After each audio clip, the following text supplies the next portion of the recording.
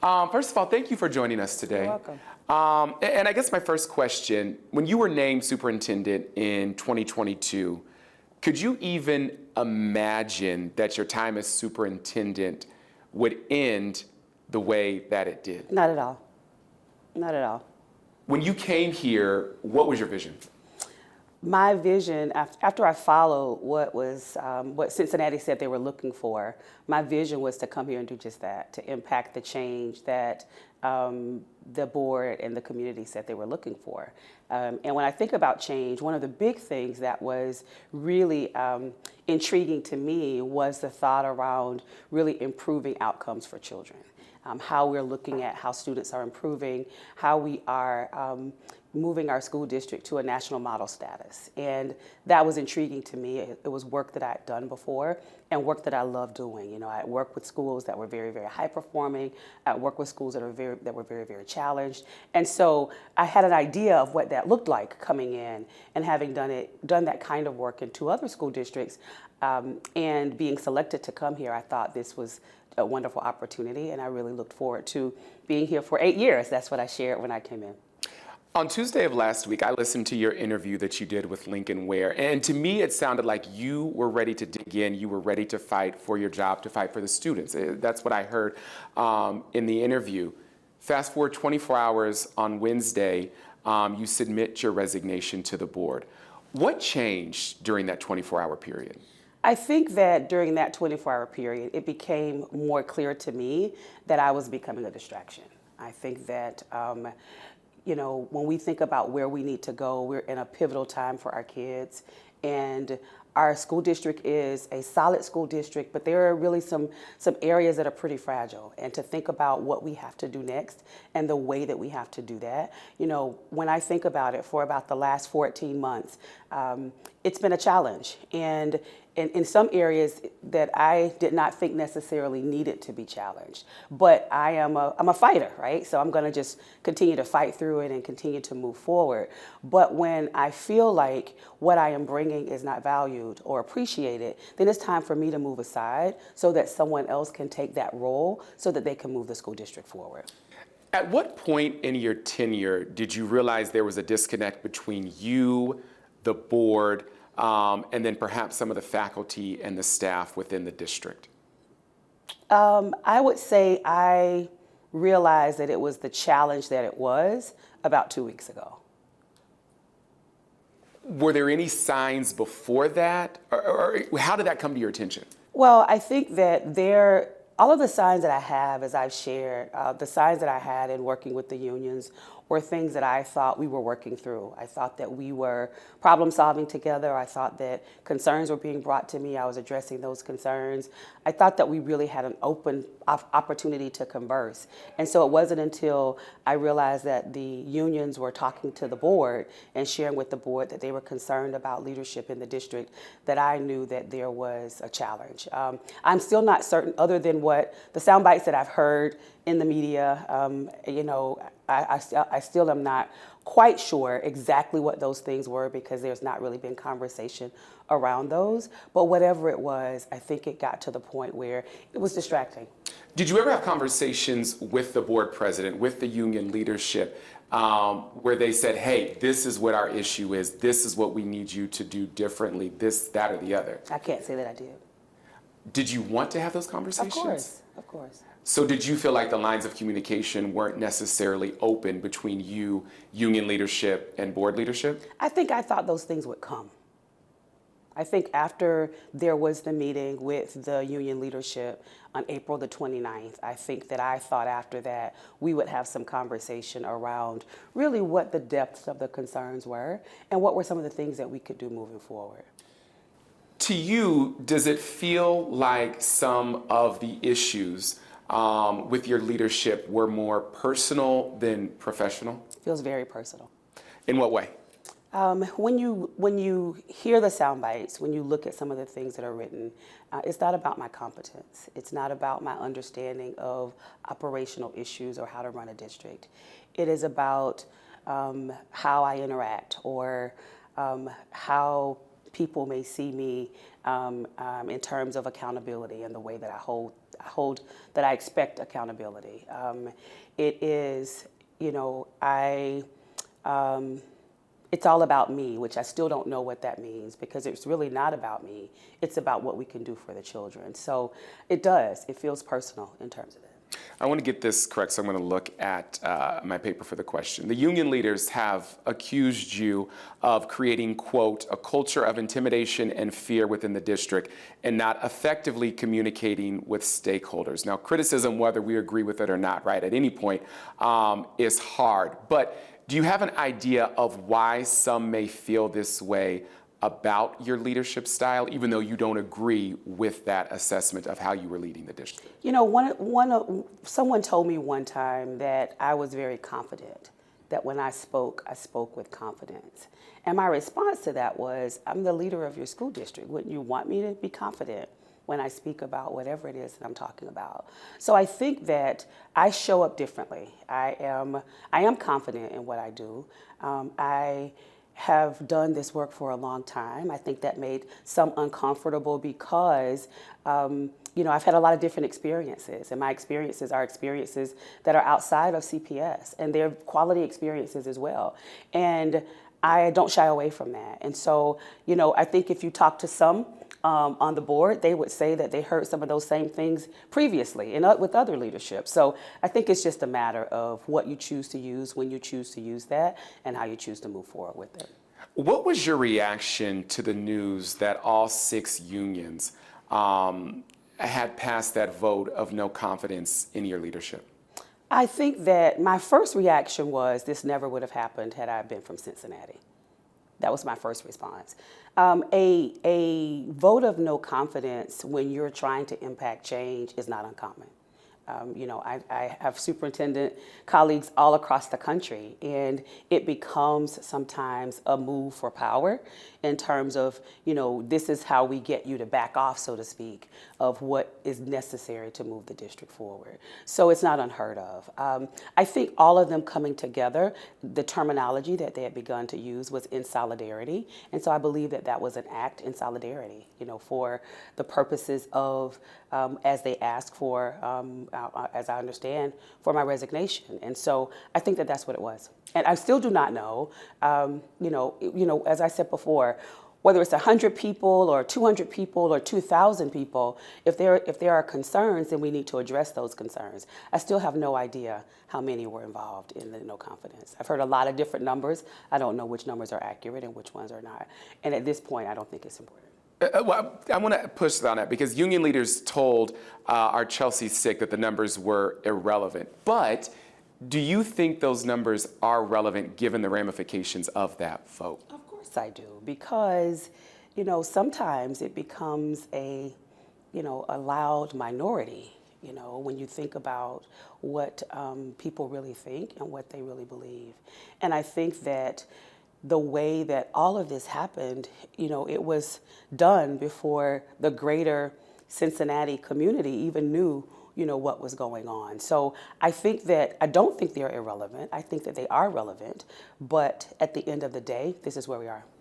When the vote of no confidence came down, in your eyes, was that the beginning of the end, or did you still think that there was a way to move forward at that point? I still thought there was a way to move forward because I believe that, you know, it is possible that you could, and I've said this before, it's possible that you can have 2 people in a relationship and one thinks the relationship is going just fine and the other thinks the relationship is not going well at all. But once you realize that, I believe if there is a desire to improve, that those individuals can come together and do just that.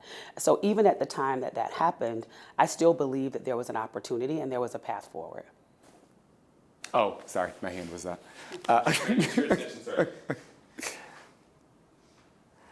Looking back at your time with the district, is there something that you would have done differently now that you've had a moment? I know less than 24 hours.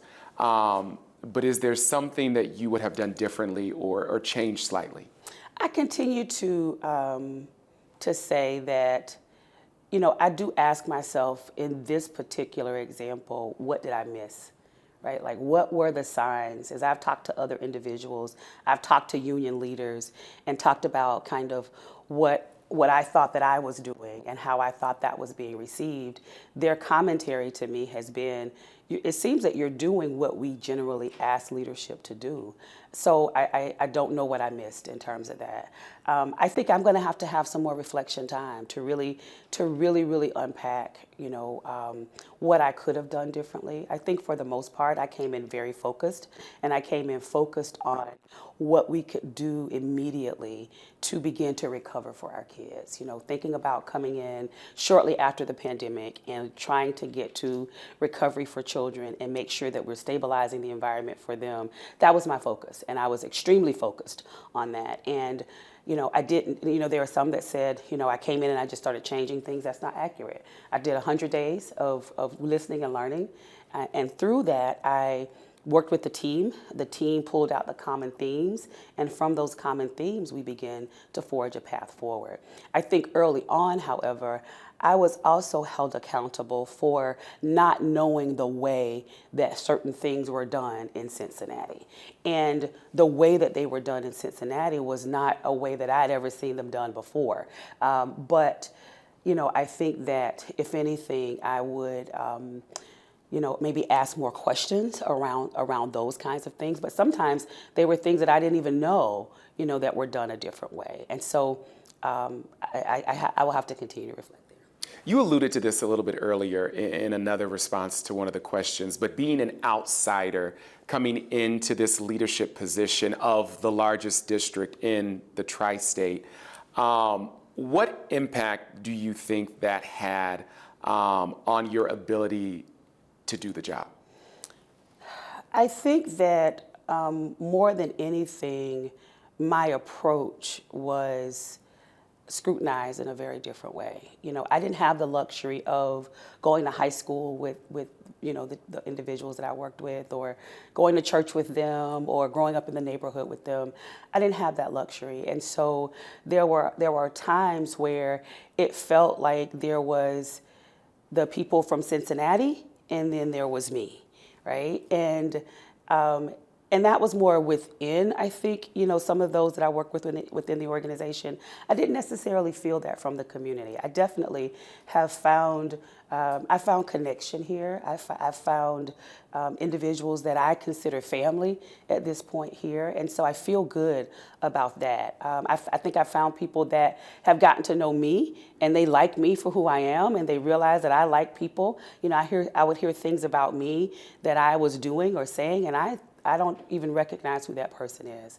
And so I think it's important for anyone else that's transitioning in, to, if first, I think that, it's important to the school district to have someone that's from Cincinnati.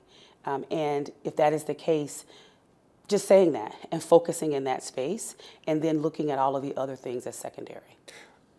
To that point, given your experience on the inside and seeing the struggles from within, do you think that the next superintendent should be someone who is within the district? Absolutely. I not just think they should be someone within the district. I think they should be someone from Cincinnati. Because from CPS specifically, that's what CPS has been accustomed to. And I think that what someone said, and I don't recall who this was, but that I helped the district realize what they valued. And what I value is outcomes for kids. Someone else said, and I don't recall, but that, outcomes are only a part of the job, but outcomes should be, in my opinion, the most important part of the job. And so if that is not because anything else you should be able to work through, right? When you think about just what our children have experienced, when you think about where we are trying to get to in terms of recovery across the country, it's not just happening just because. It has to happen with intentionality.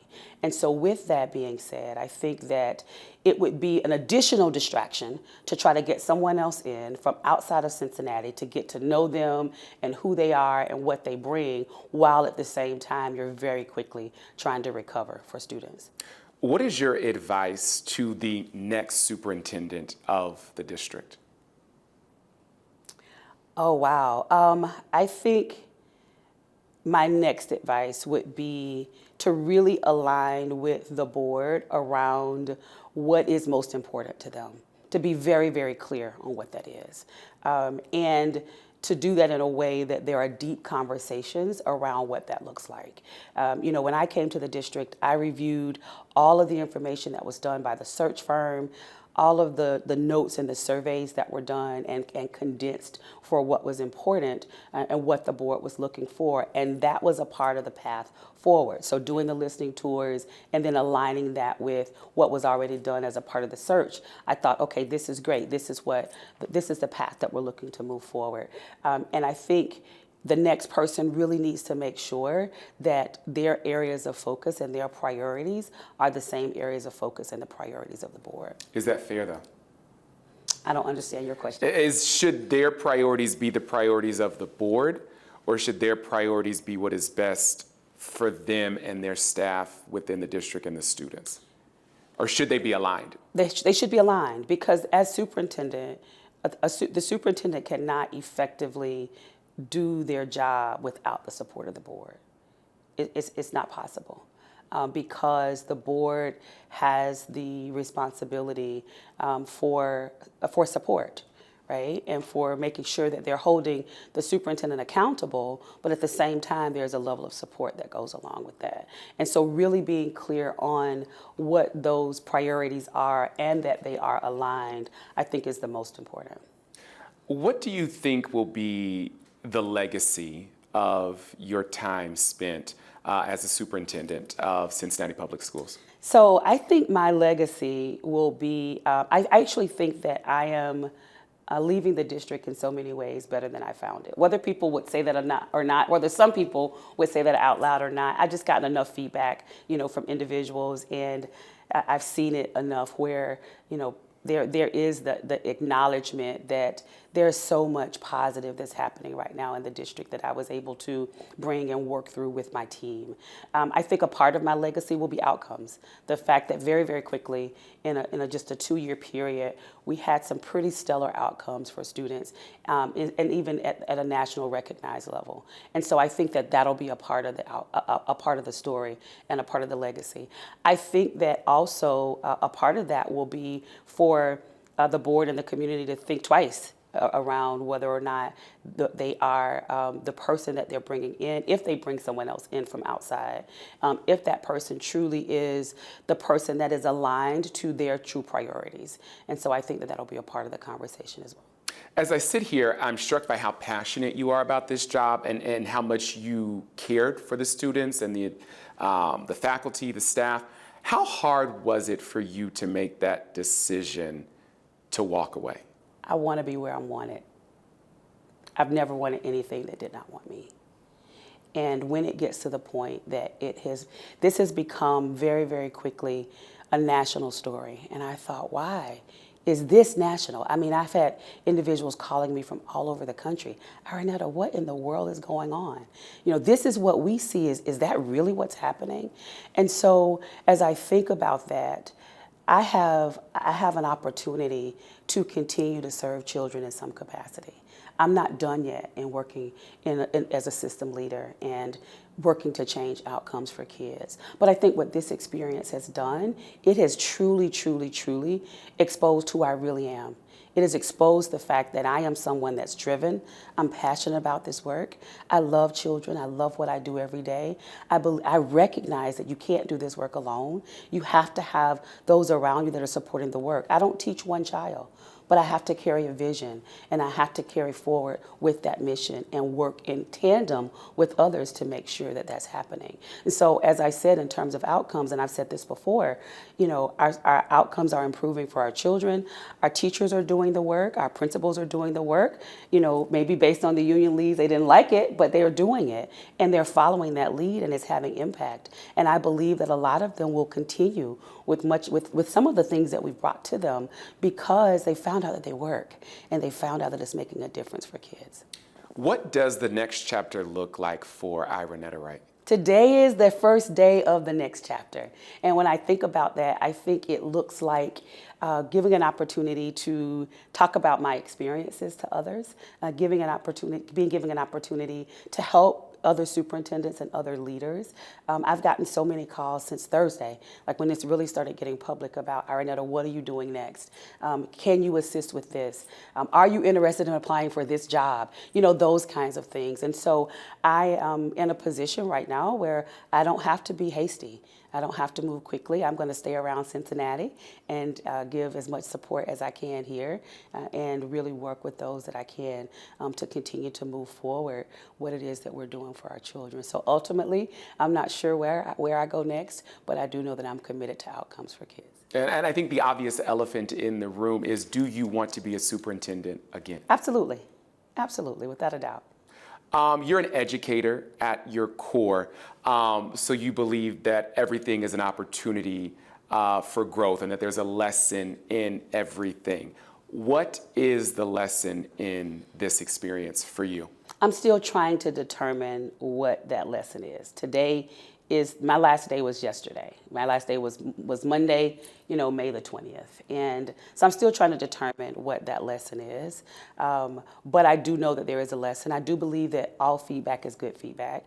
And as today is a pretty active day for me, but as I move into the end of the week and move into next week and just get into some of my own reflective time, really taking some time to what I call a brain dump and just kind of dump it all out so that I can see if I can determine the common themes in any of those things. I think the reality is right now for me is I came here committed to do good work for kids, and that's what I was able to accomplish. What has been the hardest part of the last 2 weeks for you personally, right? Like not Iranetta the superintendent, but Iranetta the woman. Like what has been the hardest part of this for you? What I consider to be the attacks on my character. Because sometimes the person that is being referenced or the person that is being talked about, that's not who I am. It's not who I am as a person. It's not who I am as a mom. It's not who I am as a daughter. It's not who I am. And so I think that that's been the hardest part because in so many instances, when you do this work, you don't have the opportunity often to correct information that's put out that's just not accurate. A lot of different people can go out and say a lot of different things, and you don't have a way to correct it. There are individuals that make comments or have commentary that have never actually met me. They've never been in a room with me. They've never sat down with me. They've never interacted with me, but they hear what others say, and then they connect that to something else. So I think what I consider to be the attacks on my character, I think, have been the hardest. But I know who I am, and because I know who I am, I think my confidence carries me, and that's been hard for other people. The fact that I am confident, as I said earlier, and I know who I am, and I don't have to be who you say that I am because I know who I am.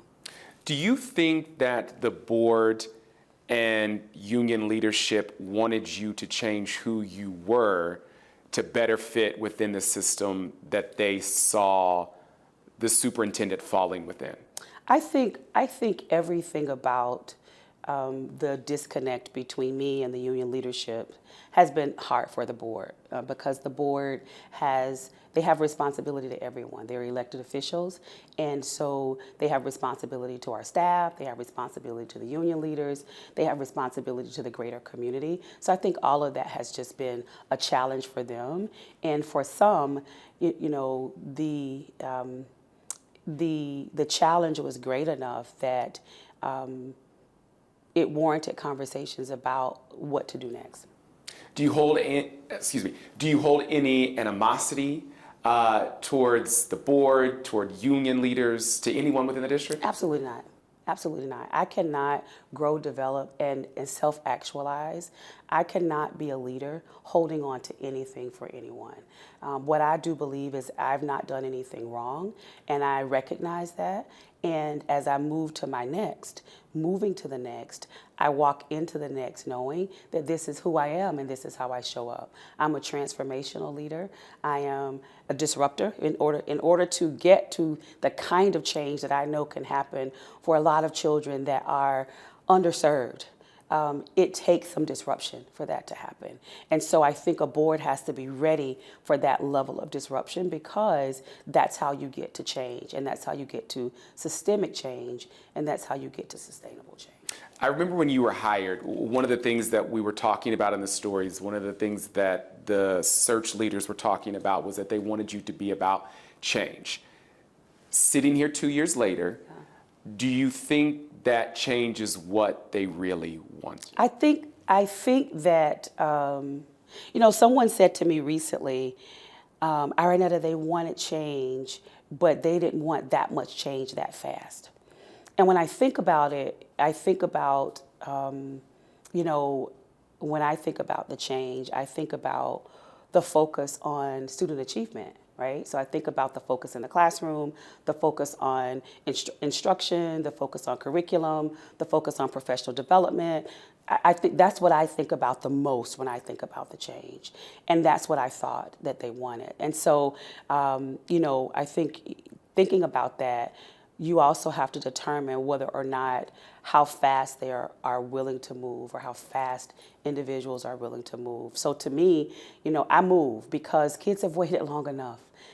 Kids have lost out long enough. And so while we're waiting another year or 2 years to get it right, our kids are losing. And so I move fast. I really do, and that's who I am.